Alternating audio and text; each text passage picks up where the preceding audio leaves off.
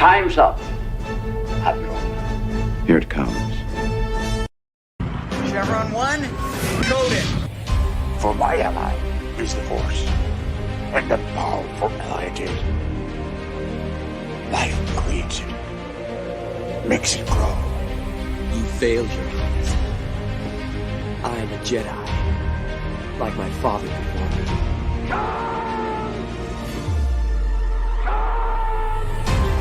Cry hammer, and let's set the tongues of war. Chevron 2 is coded. Conan, what is best in life? Crush your enemies, see them driven before you, to hear the lamentation of your women. It's all in the reflexes. Paul also said you're heavy into martial arts, Tai Chi and all that killer stuff.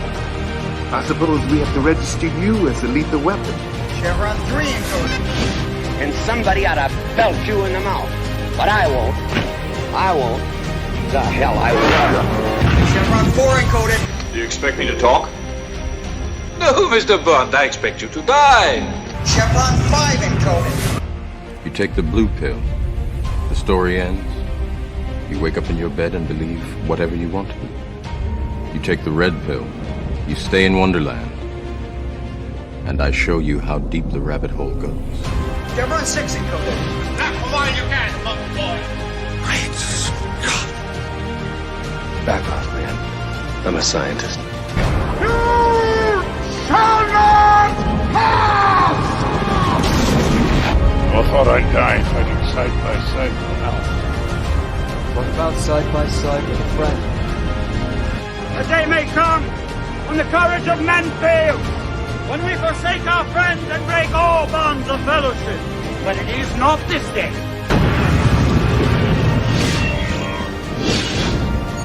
Chevron 7 is locked.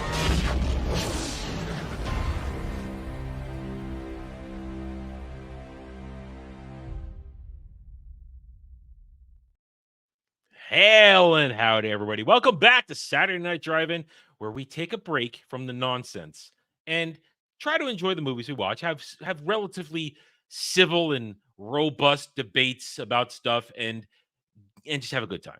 That's a bottom line. We want to have a good time, and I think we're going to have a good time. Jed, how are you? Ready to have a good time?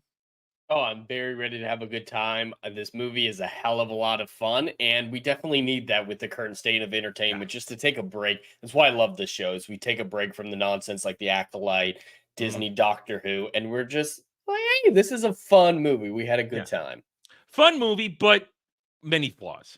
Flaws. There are many flaws in this movie, because this week we're going to discuss the Alexander Dumas classic, The Three Musketeers, but it's a Disney adaptation. 1993, when Disney was, frankly, at its peak.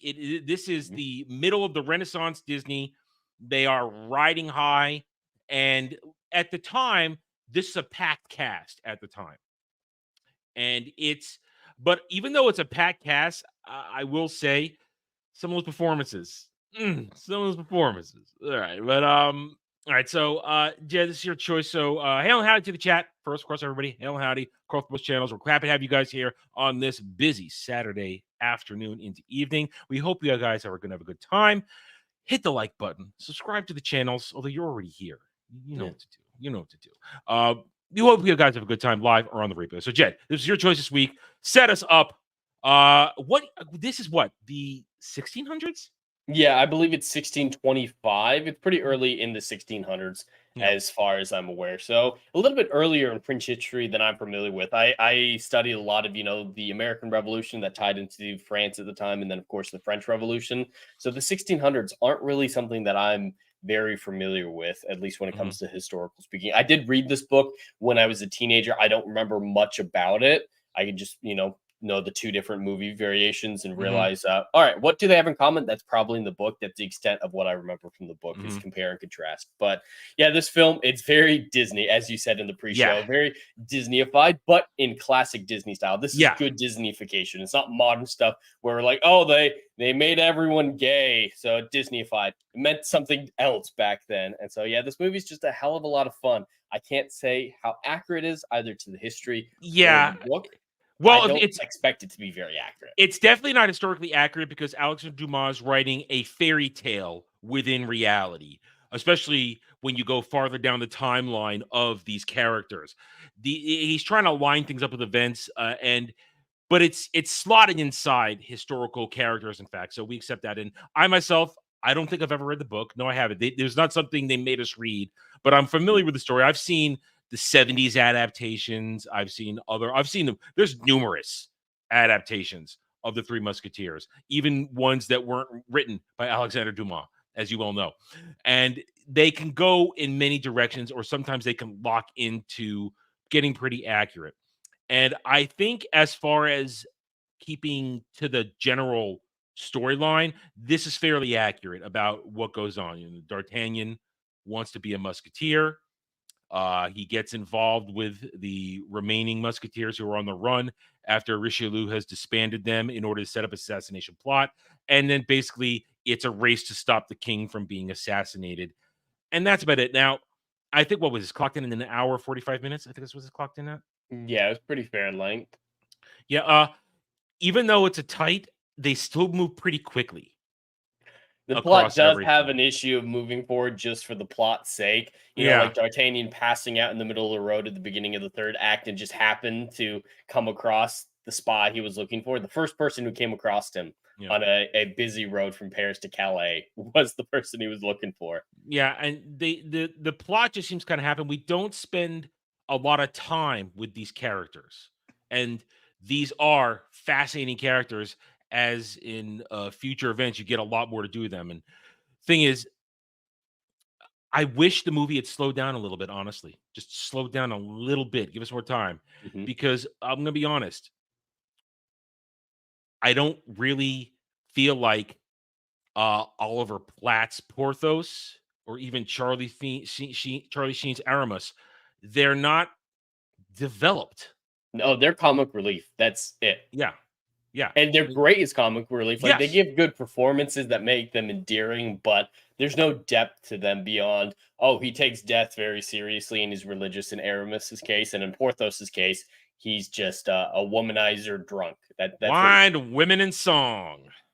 I mean, that's basically what it is. And in telling tall tales. And the funny thing is, you watch all of them throughout all the combat, Porthos is basically invincible. Every time he's in a situation, I'm just going to kind of reverse it. Nothing touches me and never take a wound. He's the only one of them in the entire movie that never takes a hit. It's true. Because D'Artagnan takes all kinds of lumps throughout the movie. Oh, yeah. Athos, Kiefer Sutherland's Athos, he gets wounded a couple times. Not anything extensive, but yeah, he does get some scratches. Yeah.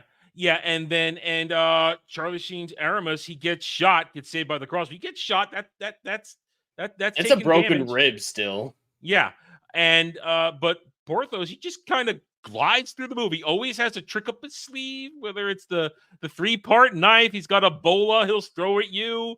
He's got a gun with he's got a pistol that has a mini bayonet on it, and is always something. It's so wild. He's going to hit that rope that is just in the right place to have somebody fall through. He's going to kick the giant ogre dude in the dungeon into the spikes and then cut the rope.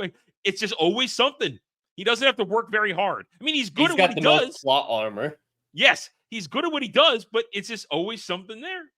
And he's always got a one-liner. Do you know who he reminds me of, kind of? A toned down version of Jack Sparrow. Like, Jack isn't actually good at anything he does. He just lucks into beating whole fleets. There's that famous line from Dead Man's Chest. Do you think he's really that lucky, or does he plan it all out as he goes along? He's really that good, or does he plan it out as he goes along? And there's always that question, is Jack Sparrow just that damn good? Or is it literally he could just react so quickly to his environment that it looks nice superhero? I mean, so Porthos, though, he's super heroic. He's like, well, I've got this, I've got that, and wine, women, and song. Like I said, it's always he's pretty much toned down Jack Sparrow in a lot of ways. You're absolutely right. That is absolutely correct. It didn't occur to me, but you're spot on. Anyway, so run us through the beginning of this.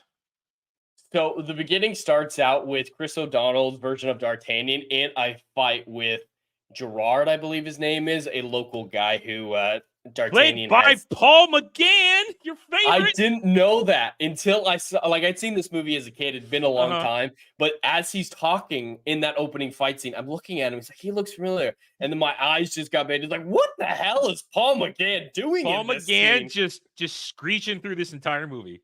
Well, do you know he plays 2 roles? We use 2 roles. Yeah, he's Rushford's right-hand man who D'Artagnan in that, the ruins fight scene that he fought at the end and pushed off the cliff. Oh, really? Well, he had makeup there. I couldn't tell. That was Yeah, it was a big mustache and whatnot. Okay, And, I didn't I have didn't look white through it. face Okay, on okay. like he did as the other guy. But yeah, they were both Paul McGann, and that's more traditional Paul McGann. This other guy who's well collected, thoughtful, and then there's this other one who's just. That's I don't know what over he's the top. doing with his voice. Well, I've seen Paul McGann in a lot of roles. Uh-huh. None of them like this role. Like, he's great in the Hornblower movies, Doctor Who, which I believe was a year or 2 after this movie came out, and Aliens 3 even wasn't this crazy. Well, that's kind of, I'm going to say now, that is the symptom of this movie, the primary symptom. Everybody is overacting. Every single person. And the only person who really pulls it off is Tim Curry.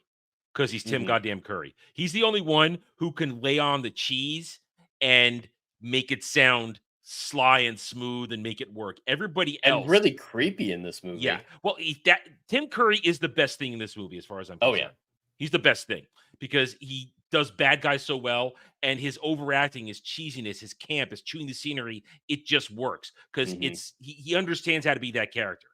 Everybody else is just really over the top, and I know it's a thing, especially in older movies, but at least when you have certain productions and you have a European setting, it's one thing to have everybody have English accents because that kind of was also a thing back then. Everybody had English accents. The American accents throughout this movie, it takes me out of the movie constantly.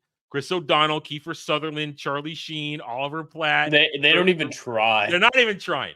Not even trying. The only 2 that I get away with it is, of course, that I accepted is Tim Curry, because Cardinal Richelieu doesn't necessarily have to be French, because the Cardinal could be from anywhere, even though he's got a French name. Doesn't matter. He could have been. That doesn't matter. And there's a justification for it, yeah. And the dude who plays his chief Rushmore? I forget, Rushmore, who that dude, he is a consummate bad guy actor. That's his shtick. And his voice is so raspy that you can't tell an accent in there. And you don't care because he's bad guy. Accentless. No, that's what I mean. Like, he's a voice that doesn't need an accent in any state because he could be any accent. Like, his voice is so raspy that it's kind of its own thing. Exactly. And it's just bad guy, and you're fine. But everybody else, and I'm even surprised that Gabrielle Anwar, who played Queen Anne, she could do accents. She's done accents her entire career. I'm surprised she didn't do an accent. Even though, I mean, she's Austrian, but her character's supposed to be Austrian, but Gabrielle Anwar is very good at accents throughout her career. So I'm surprised she didn't do it. So I'm really surprised that nobody even tried. Now, I don't expect Kiefer Sutherland to do an accent. He's never done an accent in his entire career. It's always, I'm Kiefer Sutherland. This is my accent. Did you see his Pompeii movie? No. It's so bad with the guy who played Jon Snow in Game of Thrones. Oh, Kit no. Harington. That Pompeii movie is wild. But yeah, he plays the Roman leader of Pompeii. Kiefer Sutherland does. And it's so over the top. I don't know the best way to describe his role in that movie, but he's trying to be a megalomaniac, kind of Nero-esque, but it's Kiefer Sutherland. So it's just that one note that Kiefer Sutherland can do at this point in his career. So and I'm saying, we talk about Oliver Platt. It's just Oliver Platt, and Charlie Sheen is doing a version of Charlie Sheen, a more subtle, not so much tiger blood and all that shit. But I would say out of all of them, Charlie Sheen's delivery is the smoothest with the American accent because he's pacing his lines, he's not rushing his dialogue, and he's very on point. And his whole demeanor in the movie is very, I guess the best way, he just kind of glides through the movie. He kind of just is there, he delivers it. And I'll come back to frankly, Charlie Sheen's performance is one of the better performances in the movie for me. because not only that, because I guess I'll bring him up now. Out of everybody, he's one of the only people that could do choreography. Yeah. His fencing was on point, and he had the proper rhythm. It looked organic. It looked like he'd taken the time to practice and train. Just about everybody else is just swinging that sword. Especially Kiefer Sutherland. I saw them do a lot of close-ups on him. He was not gonna put any effort in. I don't know fencing choreography. I could just tell when you do an excessive amount of close-ups in a fight scene, you can kind of tell the person didn't try. One day we're gonna watch Scaramouche. Okay. And that movie is an art of fencing because you've got guys who trained up for it and then actual fencers who were really good in it. That when I went to fencing camp one time, that was the movie they showed us to show this is what good choreography fencing looks like. That's a brilliant movie. I love that movie. And that's about this time. It's a little after. Actually, no, I'm sorry. It's about another 100 years. It's right after the American Revolution, like another 150 years. It's true because the French Revolution it's about to happen, but so because they're gearing up to it. Either way, that's a brilliant movie for fencing. So one day we're going to watch that. It's one of my favorites. I got it right over there. It's a fantastic movie, but for the most part, the choreography in this movie, I give it about a C plus because it's just a lot of sword swinging, like you said, close ups, a lot of yelling and screaming and hiding it in crowds when there's combat. And I mean, the next closest one is Chris O'Donnell. He at least tried. He tried. And Rocher, he tried too. He's had other movies where he's done choreography, so he clearly did that. But everybody else just kind of Oliver Platt doesn't really do choreography. He's just swinging around, pulling another weapon. So it loses points on that, but it doesn't make it any less fun because it's a lot of it are set pieces. So we'll how do you want to go about doing this? I'm not sure how to go through this right now. I don't know, because the plot is so thin that it's virtually not worth saying. Everyone just kind of happens to be at the right place at the right time to move forward. The only real decision that I saw were the three Musketeers going to rescue D'Artagnan. Like that was a character decision that they made to do, and I can see that. That's great. Every other one, it's just like, new information. New information. And yeah, there's a big exposition problem in this movie. As much as I love Paul McGann, he started out giving D'Artagnan's father's backstory like right off the bat, and it comes off as real clunky. This movie is so much fun because of the performances, but its script is just non-existent. It's basically here are the characters, they're in the scene, and little dialogue, action set piece, a little bit of dialogue, action set piece. And here's one glaring problem that I have in terms of consistency. We know in the beginning of the movie when Richelieu disbands the Musketeers and he demands all of them turn over their weapons and burn their tunics. How do they all have their tunics in hiding at the end of the movie? It's only been a few days. It's only been at best it's been a week from the beginning to the end, considering travel time from, let's say, Paris to Calais on horseback. It's it can't be that much. Yeah, I mean, did they have backup tunics and backup? Maybe. I mean, I can understand maybe that somebody squirreled away the swords. Yeah, the swords make total sense. That they managed to get their hands on, but they literally were burning all their tunics. They had to do that. Why are there where the other tunics come from?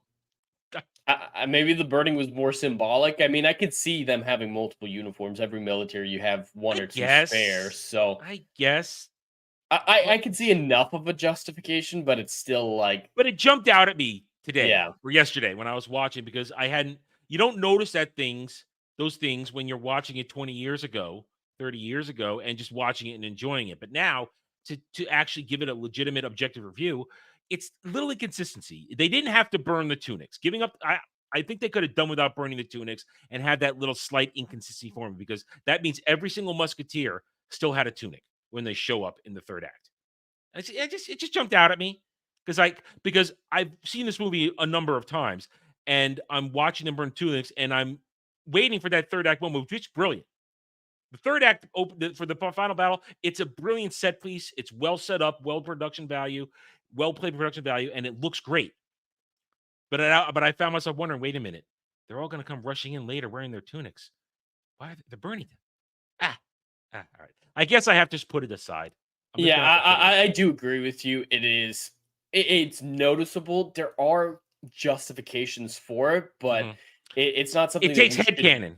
Exactly. It takes headcanon. And Yeah. that's what a lot of this movie is, just things just sort of happen and scenes aren't connected logically.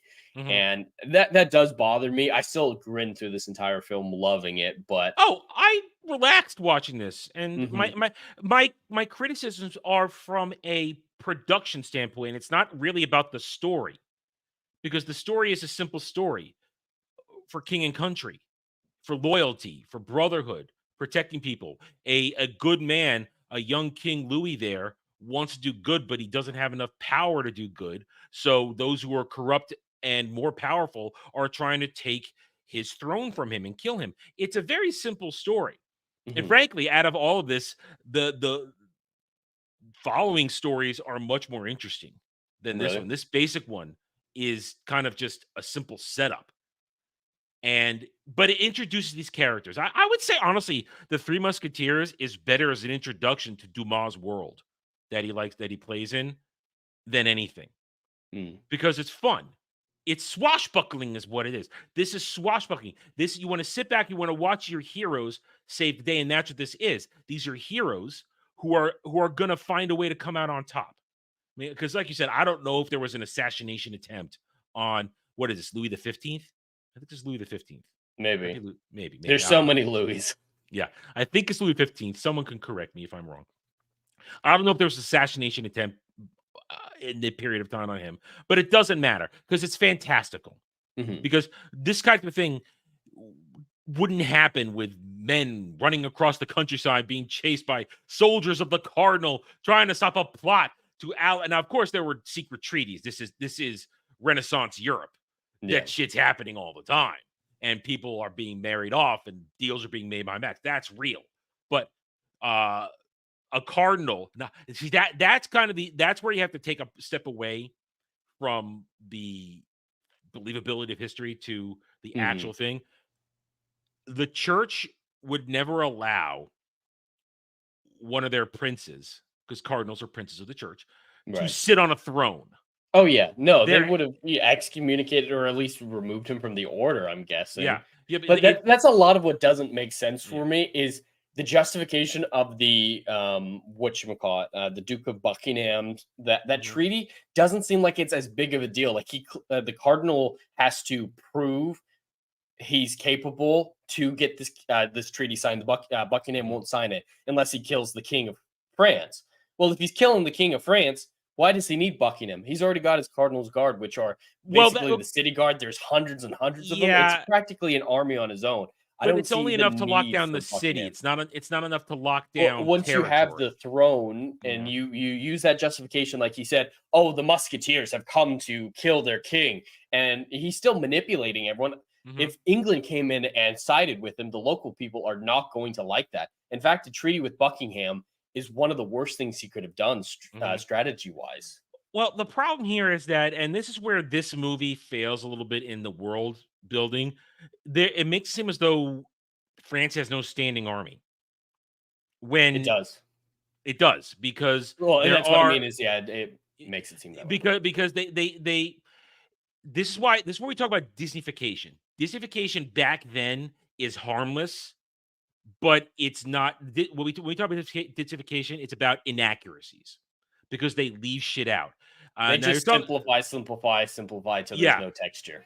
and so that you can grasp the situation but not think too hard and still enjoy what you're watching. Now, I'm a guy who plays grand strategy games, and one of my favorite ones is Crusader Kings 3, which takes basically place in Europe and across the European, Asian continents. And what you have there, when you micromanage and build your empire, your kingdom, stuff like that, you understand that there is the central army built around the crown. The crown controls whatever its counties and that with its titles. Because remember, just because you're king, you're not just king. If you're king of your country, you have other titles. You're a duke of this, and or a count of this, or a Mhm. earl of that, depending on England, France, Spain, Italy, that kind of stuff. and that comes with the ability to raise levies and garrison troops.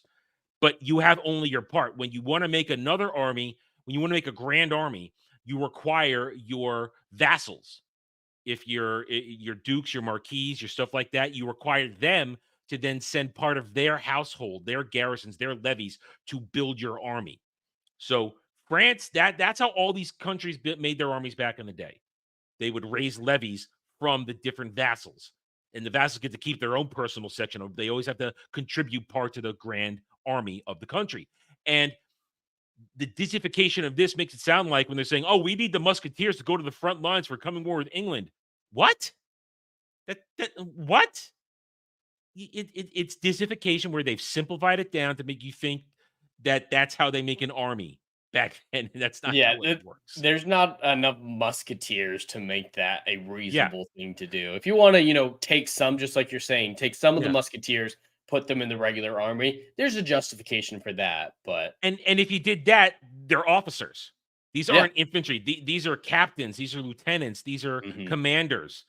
These are men who are highly trained. These are the Secret Service of the French royal family back then, who are the best of the best, and they have education. They have knowledge. They're not some dude who's carrying a halberd, a spear, or a rifle who's going to march up there and probably die in the first wave of exchange. This is somebody who's commanding. So you would take those Musketeers and you would disperse them to command things. And even then, you wouldn't really want to do that because every levy that comes from every section has commanders, has their own commanders, their own chain of command who the soldiers know and understand. You can't just drop somebody in and say, "Oh, you're in command now." That's not how it works.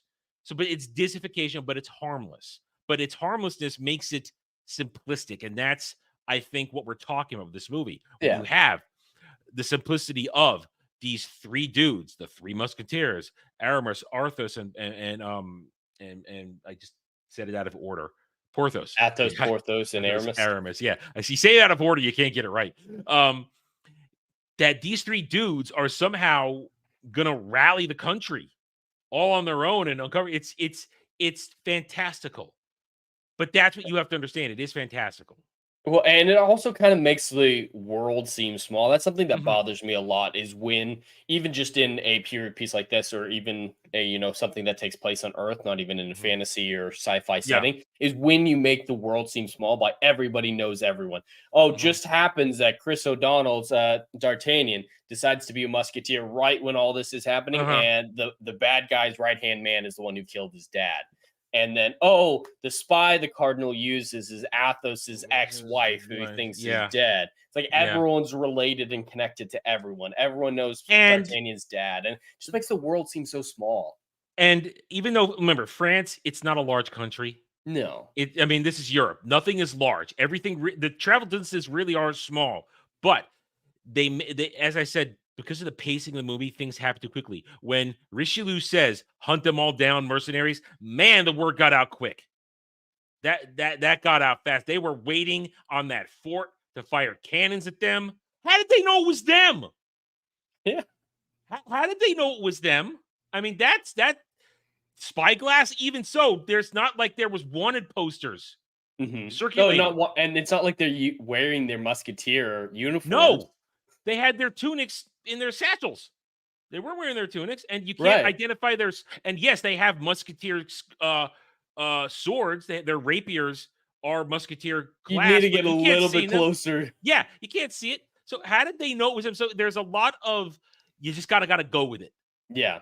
Well, and like the musketeers staying behind to cover D'Artagnan's escape to get to Calais first, and then they beat him to Calais because he passes out and gets picked up by the spy. And man, Kiefer Sutherland just getting there right in time to stop Rebecca de Mornay from escaping. Oof. Oh, that's timing. I mentioned it in the pre-show, but Kiefer Sutherland's story of, there's this guy who's totally not me, who had an ex-wife who he loved her so much, but then he found out that she had a fleur-de-lis, which meant she's been sentenced to death for murder, and he got all mad. Jed, where was it? Where was it? It was on her shoulder, this fleur-de-lis, and D'Artagnan just accidentally touches her shoulder and reveals it. It's Yeah, not like Kiefer would have done that. You know, the classic thing of when you're making out with a girl in a movie like this, you Yeah. start by removing the strap from her shoulder. It's right there. And- It's not like she got branded, I don't know, in the small of her back. These are the French. This is the French. They're effing all the time. There's naked yeah. bodies everywhere. I mean, England, they're a little more proper. In France, Yeah. fornication is a day that ends in Y. It's always happening. Because that's the thing. I'm sitting here and I'm watching Anne be Gabrielle Anwar's Queen Anne being all proper with her maids. And then I'm thinking, okay, they're being proper here. They don't want to have affairs. And then we're in the tavern. Oh, yep, they're just those barmaids, those wenching. And that's the thing. That we're making fun of this because it's easy to make fun of because it's Disney-fied. But I'm watching this, I'm thinking, so you got Porthos giving wenching lessons to D'Artagnan. And he makes out with the one chick and he's trying to decide how to do it. And then Athos, Aramis says to the other one, no, listen, I'm going to woo you. And he woos her, and then she kisses him. And my thought was, man, she just kissed Porthos, and now she's kissing him with his mouth on it. It's like, man, ew, ew. I mean, we know where Porthos's mouth has been. It's been a lot of places, and so has Aramis's, because he's also wooing women left and right. There's a lot of sexualization. In this for a 93 Disney movie, a lot of sexualization going on. But it is the French. It is the French, I guess. Yeah, I'll give them that. And everybody's getting it on. Everybody's jumping on everybody. And it's just funny though. But it's lighthearted. Let's talk. We've been a little. I don't want to say negative. We've been critical. Let's talk the lightheartedness of this. So I mean, it's a lighthearted adventure. We have men being men, heroes being heroes, and I really do appreciate the whole loyalty aspect, all for one, one for all. It's a positive message that has stood the test of time. That phrase has lasted for a couple centuries now. Oh yeah, people who have never seen the movies or read the books know that phrase. Yeah, even the Japanese adapted My Hero Academia. The two most powerful quirks in that are all for one and one for all. And they separate the meanings, but it's a powerful, meaningful phrase that encourages camaraderie, brotherhood. And that's what I appreciate these messages, the positive messages of this movie, brotherhood and loyalty. And even though I found it really interesting how quickly they forgive D'Artagnan for being a dick, it's like, oh, okay, you can come along. It's fine. We're gonna bro it out. I hate how he runs across the only 3 active Musketeers I don't know how away accurate and that gets is in in the book. duels with them. It happens in both movies that I've Okay. seen, so I'm guessing it's in the book. I don't remember. Yeah, But I that don't know how bothers me accurate that so is. much. He's running through a city and happens to get in duels with just the exact 3 right people. Just have him get in a duel with Athos and the other 2 show up as his second. And now here's a problem with Chris O'Donnell's portrayal of D'Artagnan in this movie in general. D'Artagnan's supposed to be a prodigy. He's supposed to be, in the end, he's like the Lancelot of the Musketeers. He's the best of them as the time moves forward. He never really starts wins out pretty good. He starts good, but he steadily starts to lose more and more as the movie goes on. He can't take out the assassin in the final battle. He kind of gets dinged up throughout the whole movie. And then in his final duel, he needs a lady's maid to give him the save there. And I don't appreciate that because D'Artagnan, as I said, he's supposed to be the best of the best. He's like the prodigy. I actually really like it because at the beginning of the movie, he could come across as, if this movie came out today and was gender swap, we'd call him a Mary Sue at the beginning of the movie, where he's just too good at everything. And I get that he was trained by his dad and whatnot, so he has a very good foundation. Yeah. But then he gets into the real world and he gets humbled a little bit. Then he trains with the 3 Musketeers. And then in the sequels, like you're saying, I can totally see him being the best of the best. He has a great foundation that his dad gave him. But he still, struggles. He's still coming across real duelists who have actually fought and killed it. Rushford kicking the ass out of him, totally there for it. Even him just struggling in different fights because the fight with the assassin isn't a traditional fight that he's familiar with.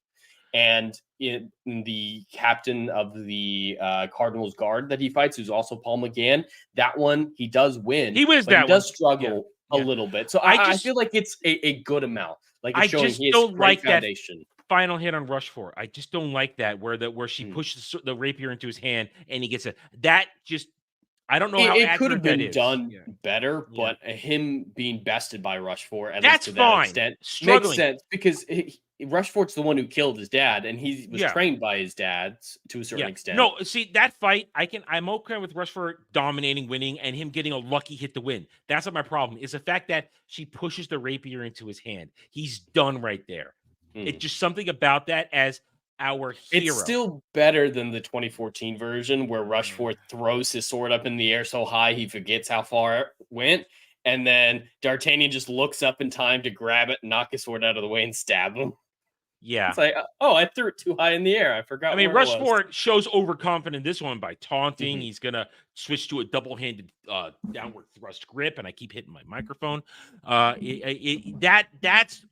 That's great cinematography right there. That's great character work. He's overconfident. He's got it, and then you get that last lucky hit in. That's fine. I just don't like the whole pushing of the sword. I didn't like that. That just. I want my hero to get out. I think they just wanted a justification for her to be in the movie. I want our She's heroes, barely in. and I want our heroes to scramble and get out of it on their own. That's something I always look for. I want a hero, even in their darkest moment, to have that hero moment, that trump card moment where they grab that thinnest threads of possibility, fate-changing moment, and get out themselves. I mean, you can get an assist. I just don't like the way that assist happened. It doesn't sit right with me, just from a visual perspective. Just because I want a good duel, and the duel had been going well up until that point. And it's like, but either way, that's just my small criticism of that. But otherwise, our heroes are supposed to be untouchable, and it makes me go because that's what makes it fun for the ride.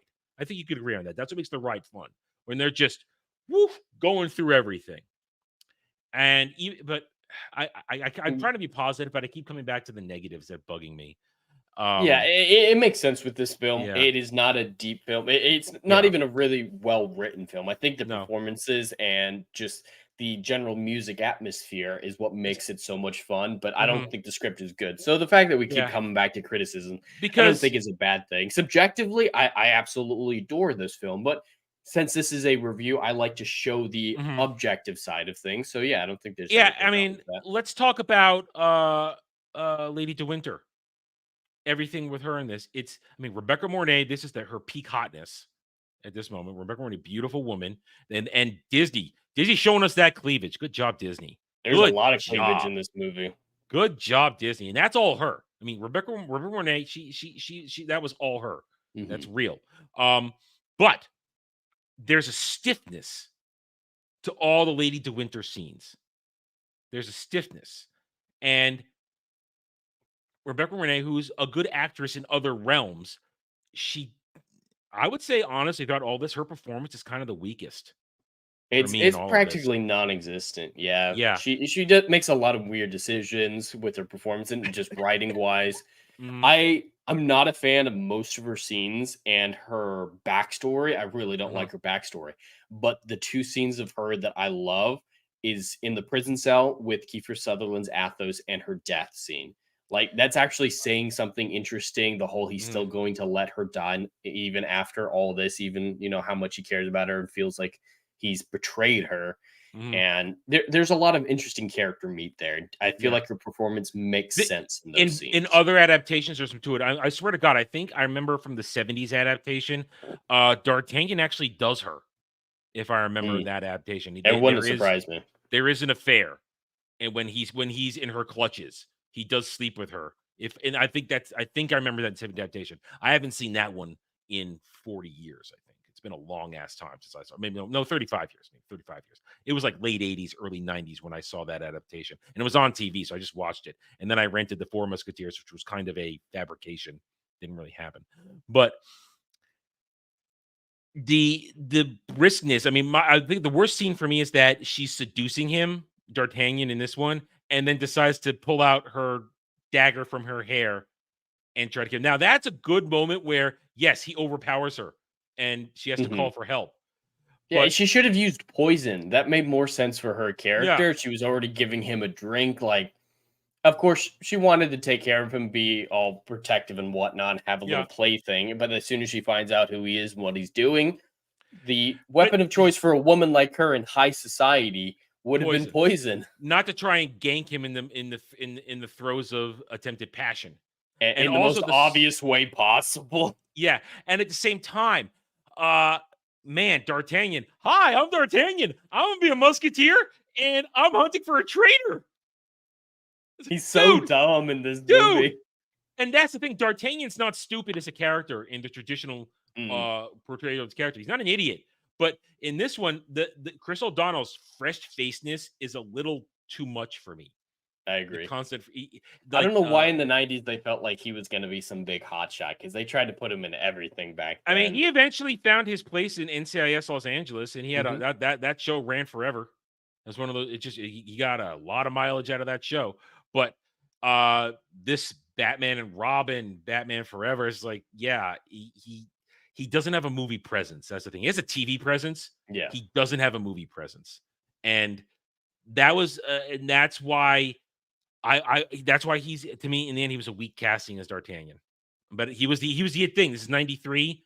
He's coming off Batman Forever, Batman and Robin, or I don't think Batman and Robin happened yet, but he's coming off Batman Forever, coming off a couple other movies, and he was one of those young hot actors that they were pushing. And then he transitioned to television in following decade. But I mean, what else can we really say here? I mean, want to talk about just the final action set piece, which is glorious.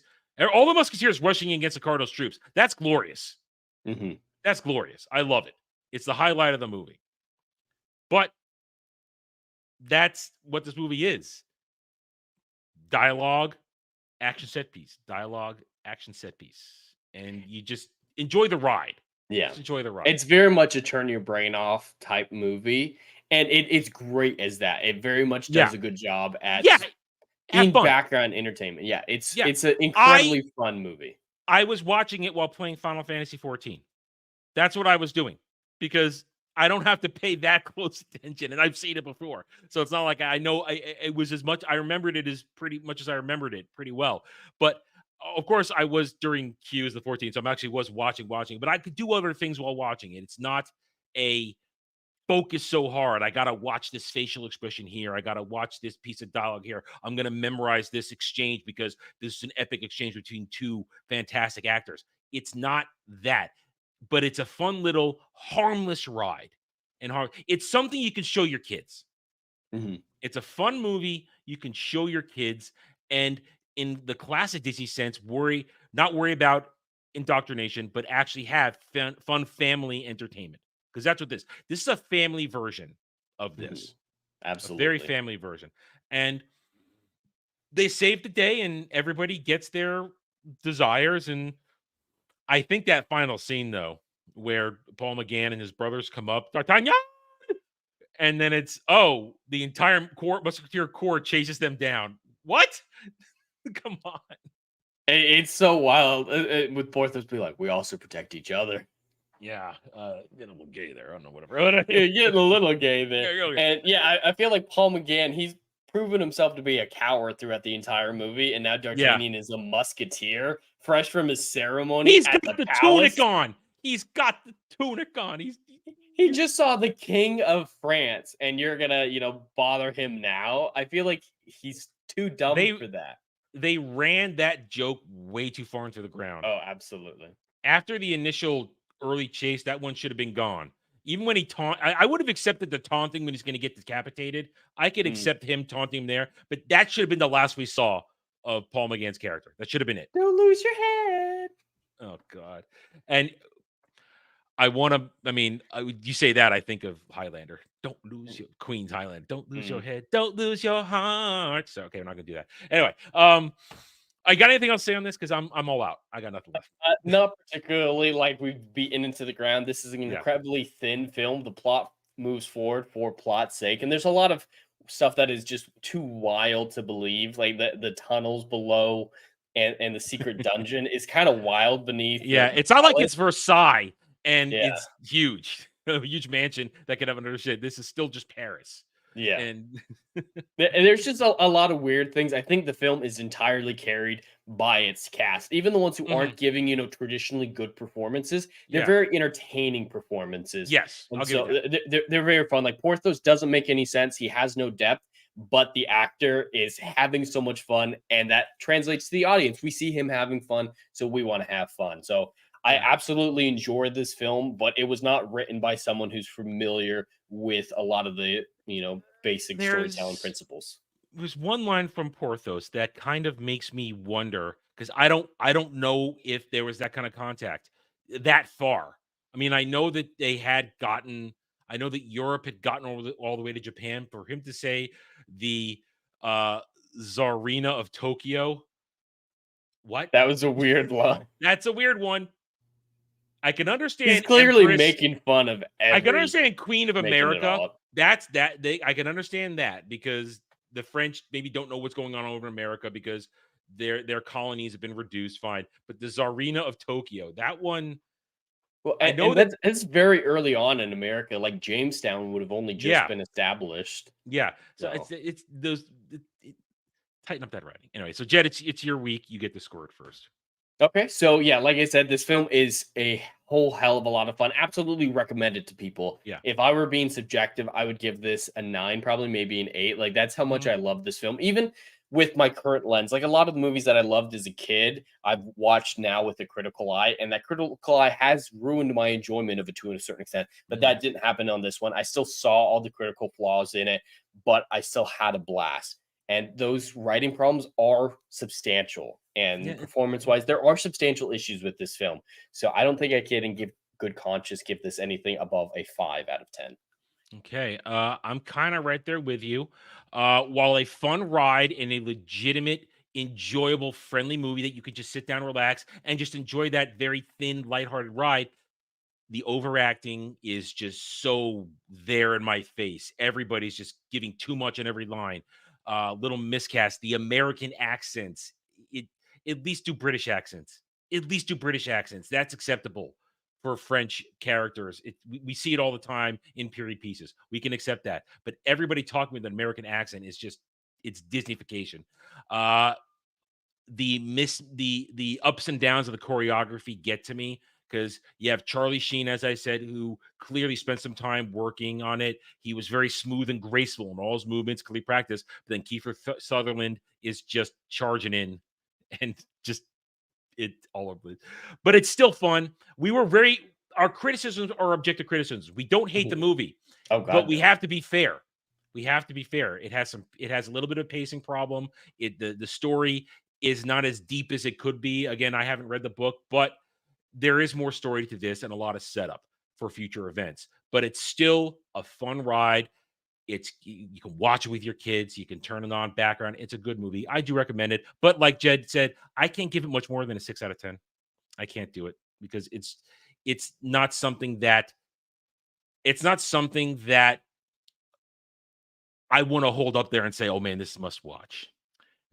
But next week it's my pick, and I was teasing Jed that he's gonna understand my logic in this.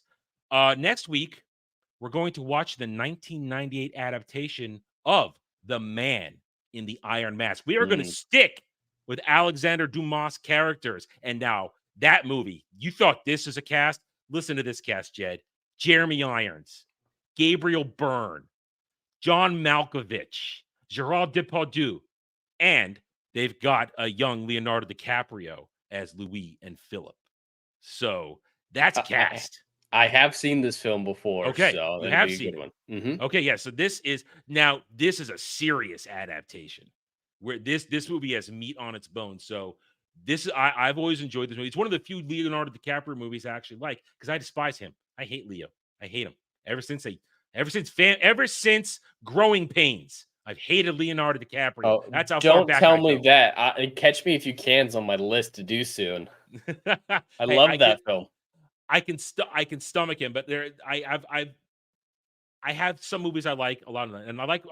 Hey, he does a great retard in Gilbert Grape. Okay, great retard. But anyway, so next week, The Man in the Iron Mask. I felt it was fitting to go. It just felt, hey, you know what? Let's go down the line. Let's go down the line. And We've already done this. Count of Monte Cristo. So Yeah. But we've let's got a finish lot up, of Alexander Dumas. Let's finish up the story of these characters. And and I really do like the story of Man in the Iron Mask. I think that's a more in the dirt movie with the grittiness, and that we want to talk about good character work in that one. We get all the character work we want out of the Musketeers in that one. Anyway, so there we go. We'll see you guys next week for another episode of Saturday Night Drive-In. Thank you one and all for being here across both the channels. As always, we appreciate each and every one of you. So hit that like button, help us out in the algorithm. Subscribe to the channels if you are new here, and we will see you guys next week. Until then, take it easy. Have a good night or day.